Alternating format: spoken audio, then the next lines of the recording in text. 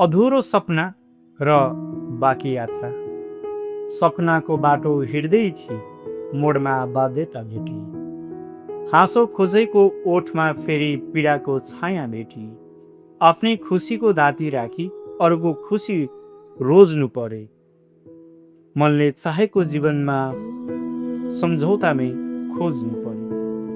कहिले समयसँग हारिन्छ, कहिले प्रस्तुतिसँग।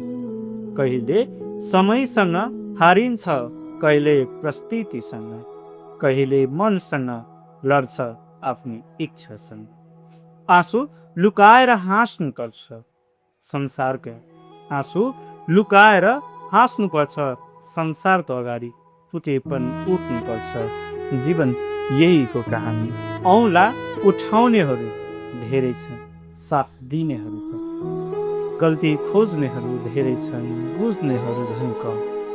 मेरो मनोतालाई कमजोरी सम्झिएर होला, तर भित्रका युद्धहरू कसले देखेका पनि। तर भित्रका युद्ध पनि कसले देखेका होला। मेरो सपनाहरू साना थिएनन्, मेरो सपनाहरू साना थिएनन्। समय सानो भयो, उड्ने चाहना थियो, तर आकाश नै टाढा भयो।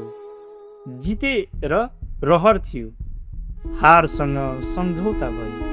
आफ्नो अस्तित्व खोज्दा जीवन नै प्रश्न भयो। जीवन नै प्रश्न है। परिवारको खुसीको लागि आफूलाई भुल्नु परेर पनि, आफ्नो रहरहरू मनभित्रै ठुल्नु परेर पनि। एक दिन समय फेरिएला, बाटो फेरिएला। आज हराएको सपना फेरि कतै भेटिएला।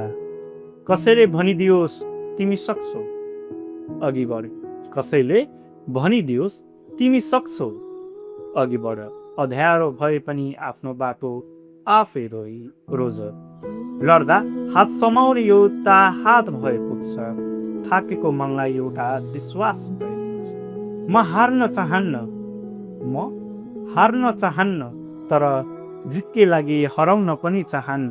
अरूको सपना बोक्दै आफ्नो सपना जलाउन चाहन्न। सम्झौता गर्नु पर्ला, तर अस्तित्व बेच्न चाहन्न। समयसँग झुकौला, तर आफैबाट टाढा हुन्न चाहन्न।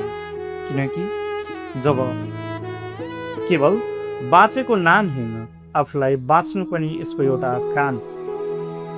सपना अधुरा भए पनि यात्रा रोकिँदैन। आजको हारले भोलिको बिहान छेकिँदैन। यदि बाटो लामो छ भने पाइला पनि बढ्ने छन्। यदि आँसु झरे पनि मुस्कान पनि फुल्ने छन्। आज म आफूभित्र आवाज सुन्दैछु। हराएको आफूलाई फेरि आफैमा खोज्दैछु। सायद सपना र सम्झौता बीच यही जीवन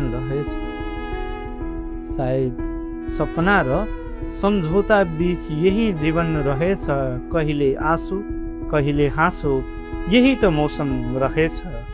सबै पाएर मात्र जीवन पूर्ण हुँदैन रहेछ। आफूलाई नहराएर बाँचेको जीवन सुन्दर पूर्ण रहेछ। आफूलाई हराएर नबाँचेको जीवन सुन्दर पूर्ण रहेछ। धन्यवाद।